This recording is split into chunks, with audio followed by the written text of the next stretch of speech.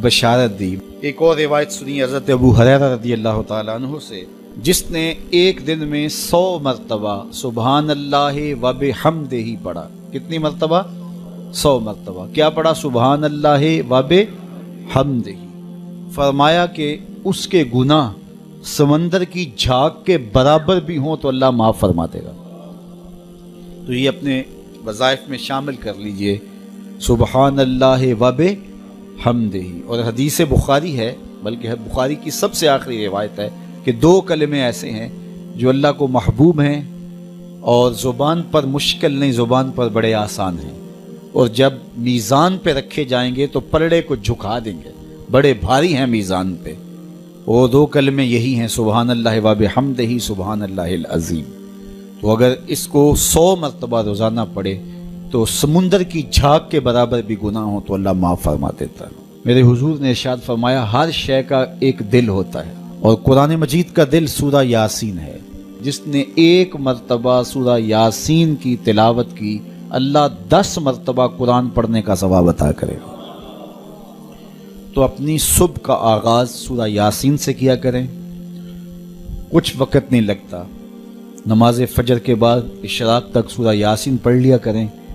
सूरा यासीन अगर आप पढ़ के अपने दिन का आगाज़ करते हैं, आपका सारा दिन खैर से गुजरेगा। उस दिन अगर कारोबार करेंगे तो बरकत होगी, उस दिन किसी काम को जाएंगे तो रहमत होगी, उस दिन बहुत सारी बीमारियों से, आफात व बिल्लियात अर्ज़िया और समाविया से, दुश्मनों के हसद से, मुबग़िज़ीन के बुग़्ज़ से बचे रहेंगे, लोगों के शर से, हादसात से महफूज रहेंगे। तो अपने दिन का आगाज़ सूरा यासीन से करें और कितना बड़ा अजर है। आप एक साल में भी शायद 10 कुरान मजीद ना ख़त्म कर सकें और सूरा यासीन पढ़ें तो 10 मरतबा कुरान मजीद पढ़ने का सवाब नसीब होगा। रसूल करीम ने इरशाद फरमाया, इन्ना सूरतन फिल कुरान सलासून आया। कुरान मजीद में एक सूरत है जिसकी 30 आयात हैं। अगर कोई शख्स उसकी तिलावत करता है तो वो सूरत पढ़ने वाले की शफात करती है और इतनी बार शफात करती है कि उसको बख्शवा के छोड़ती है। वो सूरत कौन सी है? वह या तबारकल्लज़ी बियदिहिल मुल्क। ये सूरतुल मुल्क है, 30 आयतें हैं। जो शख्स इसकी तिलावत करे, ये इतनी बार सफारिश अल्लाह की बारगाह में करती है कि अपने पढ़ने वाले को बख्शवा के छोड़ती है। तो अपने दिन का आगाज़ सूरा यासीन से करें और अपनी शब का आगाज़ सूरा मुल्क से करें। सोने से पहले सूरा मुल्क की तिलावत ज़रूर कर लें, तो इंशाअल्लाह इससे रात बरकत से गुजरेगी, आफात व बिल्लियात से बचे रहेंगे। और सबसे बड़ी बात कि अल्लाह ताला जल्ला शानहू गुफ़रान व रहमत से माला माल फरमा। लोग कहते हैं कि उल्लू आ गया, और जहाँ उल्लू होता है वहाँ उजाड़ होता है।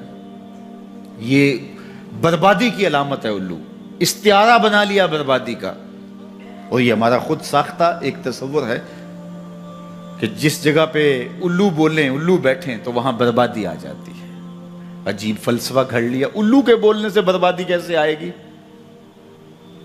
और अंदर का नफ्स उल्लू बन गया तो फिर बर्बादी आएगी। उसको देखो कि वो खराब तो नहीं हो गया। मैं कहता हूँ एक घर में सुबह का आगाज सजदों से होता है, फिर सूरा यासीन की तिलावत की जाती है।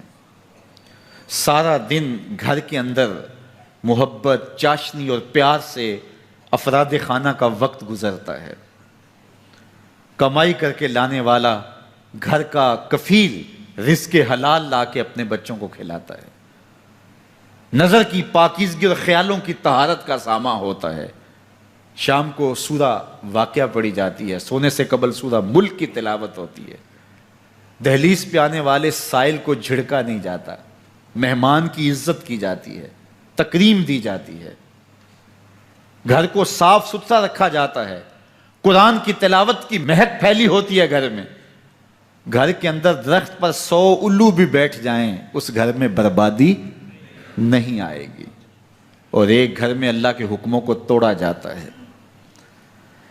अफराद खाना एक दूसरे को गालम गलोच करते हैं।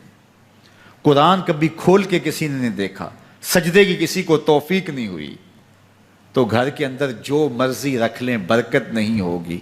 میاں یہ تو تمہارے اعمال کا نتیجہ تھا، لیکن تم نے لگا دیا الو کے کھاتے کہ الو بیٹھ گیا، یہ سب کچھ بربادی ہوئی۔ تم نے وعدے توڑے، تم نے لوگوں کو 2 نمبر مال دیا، اس لیے تمہاری فیکٹری برباد ہوئی، اس لیے تمہاری دکان نہیں چل رہی، کہ تم کہتے کچھ ہو دیتے کچھ ہو۔ ایک مرتبہ جو دھوکہ کھاتا ہے وہ دوبارہ تمہاری دکان پہ نہیں آتا۔ یہ الو کا کام نہیں ہے، یہ تمہارے نفس کے الو کا کام ہے، لیکن تم نے الو پہ مڑ کے کسی منحوسہ، یہ فلاں منحوسہ ہماری دکان پہ آئی صبح، آج سارا دن گاہک ہی نہیں آیا۔ کیا فلسفہ تم نے تراشا؟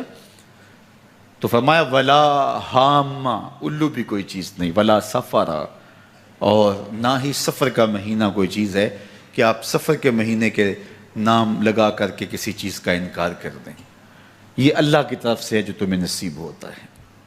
وَإِن يَمْسَسْكَ اللَّهُ بِضُرٍّ فَلَا كَاشِفَ لَهُ إِلَّا هُوَ، اللہ تعالیٰ تمہیں کوئی نقصان پہنچانا چاہے تو کوئی اس نقصان کو دور نہیں کر سکتا سوائے اللہ کے، اور اگر اللہ تمہیں کوئی بھلائی دینا چاہے، تمہیں بہتری عطا کرنا چاہے، فلا راد لفضلہ، اللہ کے فضل کو کوئی واپس بھی نہیں کر سکتا، لٹا بھی نہیں سکتا، اللہ کے فضل کو کوئی ٹال بھی نہیں سکتا۔ سارا زمانہ لگ جائے کسی شخص کو نقصان پہنچانے کے لیے، لیکن اللہ کی نصرت اسے نصیب ہو، کوئی بال بھی بیکا نہیں کر سکتا۔ سارا زمانہ کسی کو فائدہ دینے میں لگا رہے، لیکن اللہ نہ چاہے تو ایک ذرے کا فائدہ بھی نہیں پہنچا سکتے۔